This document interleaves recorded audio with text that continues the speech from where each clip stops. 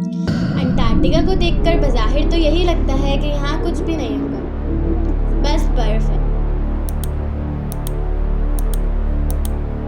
लेकिन अगर मैं आपको बताऊं कि इसी बर्फ के नीचे लेक्स हैं, माउंटेन्स हैं और लाइफ भी मौजूद है। और सबसे इंटरेस्टिंग बात, हम अभी तक नहीं जानते कि इस फ्रोजन कॉन्टिनेंट के नीचे और क्या क्या छुपा है। आज हम इसी हिडन वर्ल्ड के बारे में बात करेंगे।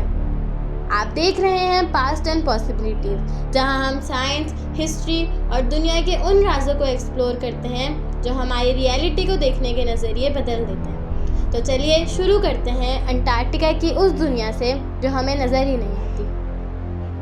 ज़रा सोचिए, आप अंटार्कटिका में खड़े हैं, आपके आसपास दूर दूर तक सिर्फ वाइट आइस है, कोई पेड़ नहीं, कोई शहर नहीं, सिर्फ खामोशी। अब आप अपने पैरों को देखिए, आपको कुछ नज़र नहीं आएगा, लेकिन हो सकता है आपके नीचे एक लेक हो। हाँ, एक लेक। अंटार्कटिका की थिक आइस के नीचे साइंटिस्ट ने हंड्रेड्स ऑफ सब ग्लेशियर लेक्स आइडेंटिफाई की हैं। ये लेक सरफेस से किलोमीटर्स नीचे छुपी हुई हैं। इनमें से सबसे फेमस है लेक वोस्टो। ये लेक लगभग 4 किलोमीटर्स आइस के नीचे है। ऊपर से देखें तो कुछ भी अनयूजुअल नहीं लगेगा, आपको सिर्फ आइस नज़र आएगी, लेकिन उस आइस के नीचे लिक्विड वाटर मौजूद है।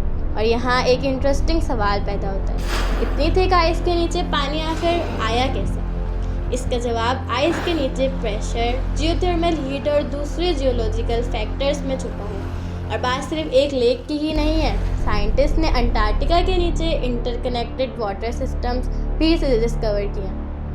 यानी कुछ एरियाज में पानी एक जगह से दूसरी जगह मूव कर सकता है। ज़रा सोचिए, ऊपर एक फ्रोज़न डेजर्ट और नीचे पानी की एक हिडन नेटवर्क। लेकिन अगर आपको लगता है कि अंटार्कटिका का सरप्राइज सिर्फ पानी तक लिमिटेड है, तो अभी असली सरप्राइज बाकी है। माउंटेन्स। अंटार्कटिका की थिक आइस के नीचे गैम्पर्थ सर्फ माउंटेन नाम की एक मैसिव माउंटेन रेंज छुपी हुई है। कुछ जगहों पर इन माउंटेन्स की हाइट अल्प्स के कंपेरेबल है, लेकिन आप ऊपर खड़े होंगे और आपको पता भी नहीं चलेगा कि आपके नीचे माउंटेन्स मौजूद हैं। और ये माउंटेन्स कोई रिसेंट फॉर्मेशन नहीं है, ये बहुत पुरानी जियोलॉजिकल हिस्ट्री रखती है। साइंटिस्ट अभी भी ये समझने की कोशिश कर रहे हैं कि ये लैंडस्केप मिलियंस ऑफ ईयर्स के दौरान किस तरह इवॉल्व हुआ और इतनी थिक आइस के नीचे कैसे प्रिजर्व रहा।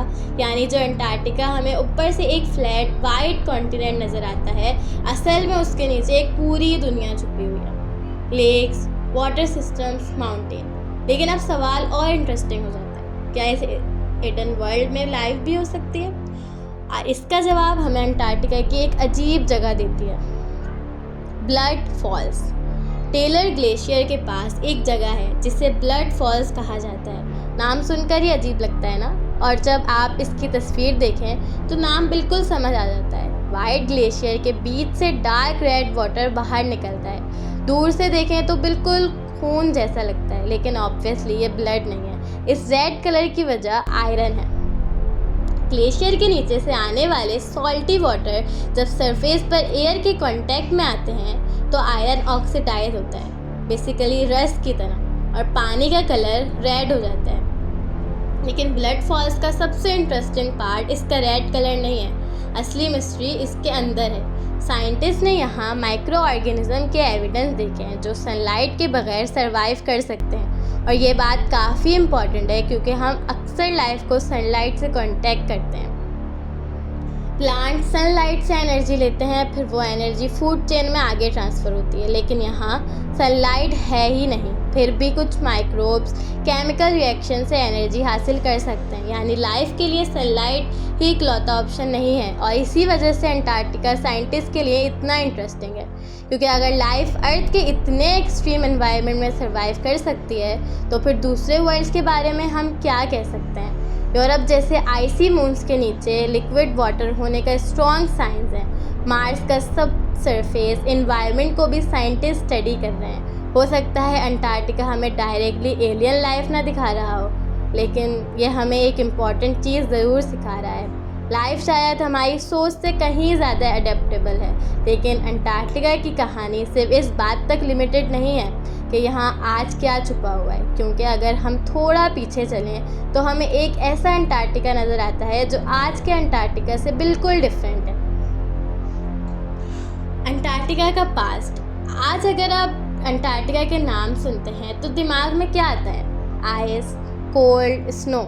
लेकिन मिलियंस ऑफ ईयर्स पहले यहाँ के सीन कुछ और था।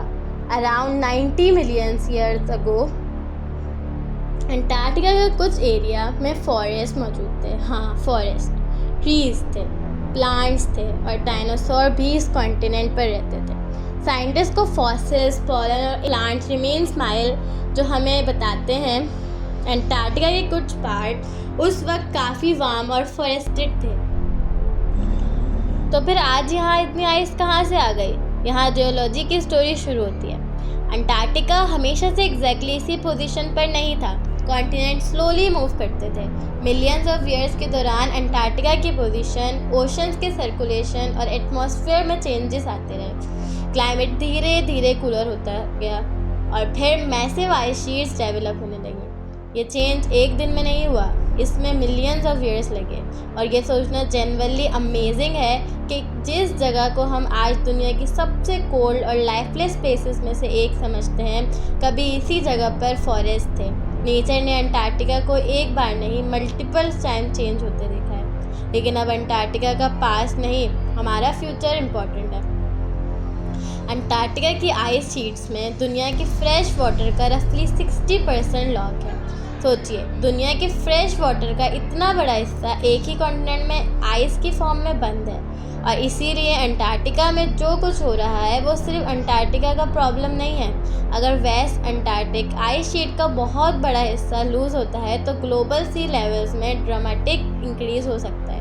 कंप्लीट मेल्टिंग का थ्योरेटिकल कंट्रीब्यूशन अराउंड 5 मीटर्स के आसपास हो सकता है। लेकिन इसका मतलब ये नहीं है कि अंटार्कटिका का मेल्ट होने वाला है।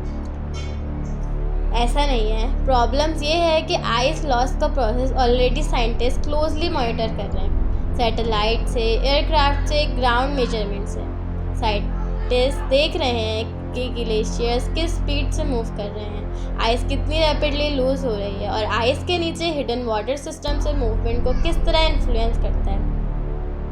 इसी कॉन्टेक्स्ट में अपने आपने शायद थ्वेट्स ग्लेशियर का नाम सुना होगा। मीडिया में इसी डूम्सडे ग्लेशियर कहा जाता है। नाम थोड़ा ड्रामेटिक है, लेकिन साइंटिस्ट की कंसर्न है थ्वेट्स वेस्ट अंटार्कटिक की आइस सिस्टम का एक इम्पॉर्टेंट हिस्सा है और रिसर्चर्स इसकी स्टेबिलिटी को क्लोजली स्टडी कर रहे हैं क्योंकि इसका फ्यूचर सी लेवल राइज के लिए इम्पॉर्टेंट इम्प्लीकेशन रख सकता है। और यहाँ हम वापस उस हिडन वर्ल्ड की तरफ आते हैं जहाँ से हमने स्टोरी शुरू की थी। वो लेक्स, वो वाटर सिस्टम्स, वो माउंटेन, ये सब सिर्फ इंटरेस्टिंग डिस्कवरीज नहीं हैं, ये अंटार्कटिका को समझने के लिए इम्पॉर्टेंट पीसेस हैं। क्योंकि अगर हमें ये समझना है कि अंटार्कटिका फ्यूचर में किस तरह बिहेव करेगा तो हमें सिर्फ उसकी सरफेस नहीं देखनी, हमें उसके नीचे भी देखना होगा। और अब ज़रा पूरी स्टोरी को एक बार इमेजिन करें। ऊपर से अंटार्कटिका एक साइलेंट फ्रोजन कॉन्टिनेंट है, लेकिन उसके नीचे लेक्स हैं, वाटर अब मूव कर रहा है, माउंटेन्स छुपी हुई हैं, एक्सट्रीम कंडीशंस में माइक्रोब सर्वाइव कर रहे हैं। और इसी कॉन्टिनेंट के पास में फॉरेस्ट थे, डायनासोर्स थे, एक कम्प्लीटली डिफरेंट वर्ल्ड था। और सबसे इंटरेस्टिंग बात, हम अभी अंटार्कटिका के बारे में सब कुछ नहीं जानते। हम मार्स को एक्सप्लोर कर रहे हैं, मून को एक्सप्लोर कर चुके हैं, दूसरी वर्ल्ड्स के बारे में आंसर ढूंढ रहे हैं, लेकिन अपनी ही अर्थ पर एक पूरे कॉन्टिनेंट ऐसा है जिसका बहुत बड़ा हिस्सा किलोमीटर्स ऑफ आइस के नीचे छुपा हुआ है। हो सकता है कि वहाँ और लेक्स हों, हो सकता है और अनयूजुअल लाइफ हो सकता है वहाँ अर्थ क्लाइमेट के ऐसे क्लूज छुपे हैं जो अभी तक हमारी नज़रों से दूर हैं। अंटार्कटिका ऊपर से बिल्कुल खामोश लगता है, लेकिन उस खामोशी के नीचे पानी मूव कर रहा है, आइस मूव कर रही है, लाइफ सर्वाइव कर रही है और millions of years of history अभी भी बर्फ़ के नीचे दबी है। हम अक्सर सोचते हैं कि दुनिया का सबसे बड़ा मिस्टीरियस हमें स्पेस में मिलेगा, लेकिन शायद कुछ सबसे अमेजिंग मिस्टीरियस हमें पैरों के बिल्कुल नीचे हैं, एक कॉन्टिनेंट के नीचे, किलोमीटर्स मोटी बर्फ़ के अंदर। और हो सकता है अंटार्कटिका की सबसे बड़ी मिस्ट्री अभी हमने डिस्कवर की ही ना हो। This is past and possibility.